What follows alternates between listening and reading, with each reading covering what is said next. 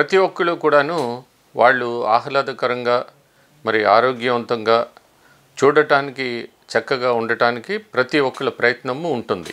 So దీనిలో భాగంగానే ఇప్పుడు అనేక మందికి కొంచెం ఎక్సెసివ్ ఫ్యాట్ అది ఉన్నప్పుడు శరీరంలో అనేక భాగాల్లో ఫ్యాట్ డిపాజిట్ అవుతూ ఉంటుంది.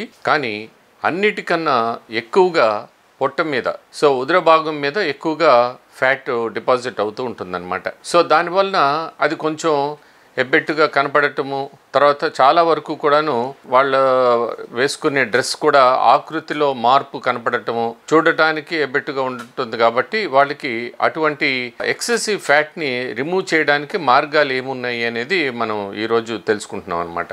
ఒక ముఖ్యమైనటువంటి ప్రొసీజర్ ఏంటంటే లైపోసక్షన్ అంటాం. ఈ లైపోసక్షన్ అనేది ఏమిటంటే ఒక ప్రోబ్ ద్వారా పొట్టలో 2-3 ఏరియాల్లో ఈ ప్రోబ్ని లోపలికి పంపించి ఆ ఉపరితలం మీద ఉన్నటువంటి ఒమెంటం అంటాం, ఒమెంటం పైన తర్వాత చర్మానికి కింద ఉండేటటువంటి పేరుకున్నటువంటి ఫ్యాట్, సో ఆ ఫ్యాట్ని రిమూవ్ చేయడానికి ఈ ప్రోబ్స్ ద్వారా సక్షన్ చేసి ముందు సాలిడ్గా ఉండేటటువంటి ఫ్యాట్ని లిక్విఫై చేసి దానిని బయటికి సక్షన్ ద్వారా బయటికి రిమూవ్ చేస్తాం. సో దీనినే లైపో సక్షన్ అంటాం, సక్షన్ చేస్తుంది కాబట్టి.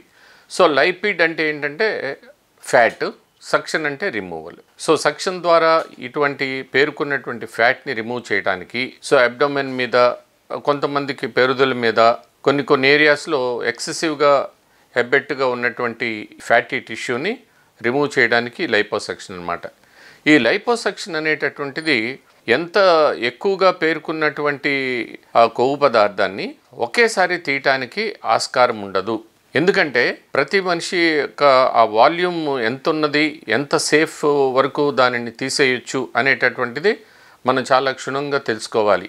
ఎందుకంటే volume reduction all of a sudden అయినప్పుడు body will go into hypovolemic shock. దీని ద్వారా మనం చూసినటువంటి విన్నటువంటి వాటిల్లో ఒక మూవీ యాక్టర్స్ కూడా కావాల్సిన దానికన్నా ఎక్కువ ఫ్యాట్ ఒకేసారి రిమూవ్ చేయటం వలన ఆవిడ she was no more. So కాబట్టి ఇటువంటి అనర్థాలకి ఎక్సెసివ్గా కాకుండా మోడరేట్గా, తర్వాత వాళ్ళ ఆకృతికి, తర్వాత ఎంత వాల్యూమ్ తీస్తే వాళ్ళకి సేఫ్గా ఉంటుంది అనేటటువంటిది తెలుసుకొని రిమూవ్ చేసేటటువంటి దానిలో చాలా జాగ్రత్తగా ఈ లైపోసక్షన్ అనేటువంటి ప్రొసీజర్ చేయాల్సి ఉంటుందన్నమాట. ఈ లైపోసక్షన్ చేయడానికి ఎంత సమయం పడుతుంది అని అంటే దాదాపుగా 1 గంట నుంచి 3 గంటల వరకు కూడాను ఈ ప్రాసెస్ జరుగుతుందన్నమాట. సో దీన్ని చేయడానికి లోకల్ ఎనస్థీషియా ఇచ్చి, ఈ లోకల్ ఎనస్థీషియాతో పాటు ఈ లోకల్ ఎనస్థెటిక్ లిక్విడ్ని కొంచెంగా లోపలికి ఇంజెక్ట్ చేసి ఆ ఏరియాని కొంచెంగా మొద్దుబారేటట్టు చేసి అప్పుడు ఈ లైపోసక్షన్ ప్రొసీజర్ చేస్తూ ఉంటాం అనమాట. ఈ లైపోసక్షన్ చేయటం చూడటానికి సులభంగా ఉంటుంది, కానీ సైడ్ ఎఫెక్ట్స్ రాకుండా ఎంతో ఎక్స్పీరియన్స్ ఉన్నప్పుడు చేయటం ఇది చాలా ముఖ్యము. తర్వాత ఈ ప్రొసీజర్ చేసిన తర్వాత ఏమవుతుందంటే స్కిన్ స్లైట్గా కొంచెం లూజ్గా ఉన్నప్పటికీ కూడా మళ్ళీ తిరిగి దాని ఆకృతిని ఆ చర్మం సంతరించుకుంటుందన్నమాట. సో ఎప్పుడైతే ఈ లైపోసక్షన్ చేస్తామో, ఈ లైపోసక్షన్ చేసిన తర్వాత మరికొన్ని ఊహించని పరిణామాలు కూడా జరుగుతూ ఉంటాయి. అదేంటంటే ఒక్కొక్కసారి హైపర్ పిగ్మెంటేషన్ వస్తుంది. ఎందుకు, ఏ ఏరియాలో ఎంత వరకు కూడా మనం ఈ లైపోసక్షన్ చేసి ఈ ఫ్యాట్ని రిమూవ్ చేస్తామో దానికి పైన డ్రెస్సింగ్స్ చేయాల్సి ఉంటుందన్నమాట. ఆ డ్రెస్సింగ్స్ చేసినప్పుడు యాక్చువల్గా ఎంత లెక్క అయితే ఆ డ్రెస్సింగ్ చేస్తామో ఆ ఏరియాలో కలర్, అంటే మనకు ఉండేటటువంటి ఆ ఛాయ మారుతుంది. ఆ కలర్ మారటాన్ని హైపర్ పిగ్మెంటేషన్ అంటాం. ఈ hyper pigmentation is one of the complications. కాకపోతే ఏంటంటే దాన్ని ట్రీట్ చేయగానే మళ్ళీ ఒక 6 నెలల నుంచి 1 సంవత్సరం లోపు తిరిగి నార్మల్ కలర్కి వచ్చే అవకాశం ఉంటుందన్నమాట. తర్వాత ఏంటంటే ఎక్కిమోసిస్.